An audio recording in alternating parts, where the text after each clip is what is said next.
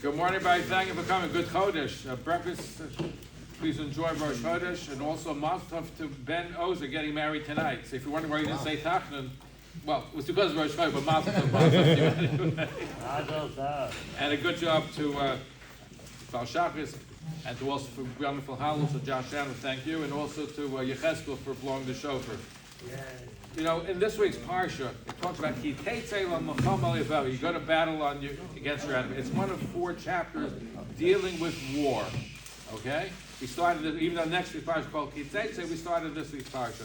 Rabbi Michoel Weissmandel, who survived the Holocaust, says that between the 3rd and 4th portion of dealing with the war, the narrative is interrupted. What's it interrupted with? They're talking about Eglah Rupa. You find a dead body in between 2 cities. You have to measure, and the city that's closest has to go through this ritual. So he wants to know, why does the Torah interrupt the narrative by going to war? We're talking about this Eglah Rupa, about you find a body between 2 cities.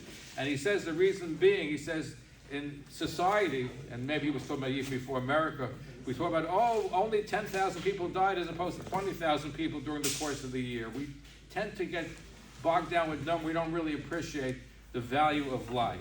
And therefore, the Torah wanted to sensitize us that the tragedy of a murder victim and recognize the pressure of a single soul, even in the middle of the war, it stopped to remind us that in peaceful times, we must concern and horrify the loss of even one human life. In fact, the Yaakov of Vilna says that usually when people do something, it has an effect on them. So God forbid, when people have to kill people, it has a negative effect on them. In fact, according to the Rambam, it's better to give a person, 10 people, $1,000, than give one person $10,000. Because you get used to doing good things, unfortunately comes to bad things. So here you have the psychology of war, when people, God forbid, have to do killing in war, so it affects them. So that's what the Torah makes it a point of saying that, yes, in war you got to kill, you got to do these things, but when it comes to peaceful times, we have to understand the value of even one single life.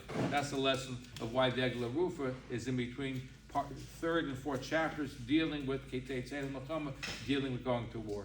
Have a good Chodesh.